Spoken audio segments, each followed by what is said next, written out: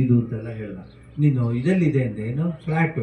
But I am not living in a flat, I am living in a separate house. It's a villa. ವಿಲ್ಲಾಗಳ ಮೇಲೆ ಬರ್ದಿರ್ತಾರೆ, ಗೊತ್ತಾ ನಿಮಗೆ? ಬುದ್ಧಿ ವಿಲ್ಲ, ಸಂತೋಷವಿಲ್ಲ. ಅವ್ರ ಹೆಸರು ಸಂತೋಷವಿಲ್ಲ ಅಂತಿರೋದು, ಅದು ನಿಜವಾಗ್ಲೇ ಬರ್ದಿದ್ದಾರೆ, ಒಳಗೇನು ಸಂತೋಷ ಇಲ್ಲ. ಅವ್ರು ಹೇಳ್ದಾದಾಗ ನಾನು ಕೊನೆಗೆ ಹೇಳಿದೆ, ನಿಂತ್ಕೋ, ಸುಮ್ಮನೆ ಹಿಂಗೆ ಹಿಂಗೆ ಹೆಂಗೆ ಅಂತ ಹೇಳಬೇಡ. ನಿನ್ನ ಸ್ಥಿತಿ ಹೆಂಗಿದೆ ಅಂದರೆ ಅಂಬಾ ನೀನು ಉಳಿದ್ ಲೆಕ್ಕ ಹಾಕಿ ಯಾಕೆ ಹಂಗಾಗಿ ಆಡ್ತೀಯಾ?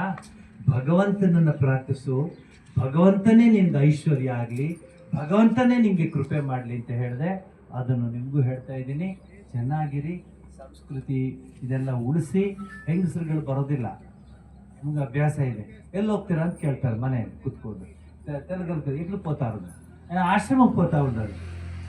పాత పాడు ఎంత చెప్తారు వాళ్ళు, పాత పాడు. ఇక్కడ కొత్త హాస్టల్ వచ్చిండేది, ఓ మ్యూజిక్ అంతా చేస్తారు, వేస్తారు. ಅದೇ ಕಡ್ಡಿ, ಅದೇ ಅದು ಮೆಮೊರಿ ಕಾರ್ಡ್, ಮೆಮೊರಿ ಸ್ಟಿಕ್ ಎಲ್ಲ ಯಾವ ಹಾಡಬೇಕು ಹಾಕೊಂಡು ಹಾಡ್ಬೋದು. ನಮ್ಮ ಸಂಸ್ಕೃತಿ ಎಷ್ಟು ಚೆನ್ನಾಗಿ ಹಾಡಿದ್ರಿ ನೀವು.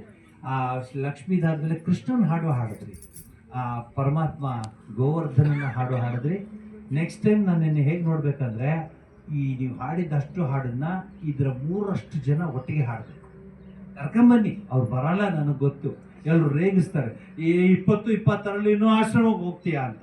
ಒಂದಾನೊಂದು ಕಾಲದಲ್ಲಿ ಸಾಯಂಕಾಲದ ಹೊತ್ತು ಯಾರು ಮನೇಲಿ ಇರ್ತಿರ್ಲಿಲ್ಲ, ಎಲ್ಲ ಹರಿಕತೆಗೆ ಹೋಗೋರು, ನಾಮ ಸಂಕೀರ್ತನೆಗೆ ಹೋಗೋರು. ನಮ್ಮ ದೇಶ ಹಾಗಿತ್ತು, ಅಷ್ಟು ಅದ್ಭುತವಾಗಿತ್ತು. ಆ ಕಳೆದು ಹೋದ ಐಶ್ವರ್ಯವನ್ನು ವಾಪಸ್ ತರೋಣ ಅಂತ ಹೇಳಿ ಇದು ಚಳ್ಳಕೆರೆಯ ಈ ಭಕ್ತರ, ಅದರಲ್ಲೂ ಮಹಿಳಾ ಭಕ್ತರ ಒಂದು ಶ್ರದ್ಧೆ, ಭಕ್ತಿ ನಾನು ತುಂಬಾ ಇಷ್ಟಪಟ್ಟಿದ್ದೀನಿ. ಭಗವಂತನ ಕೃಪೆ ನಿಮಗೆ ಸದಾ ಇರಲಿ. ಗೋಮಾ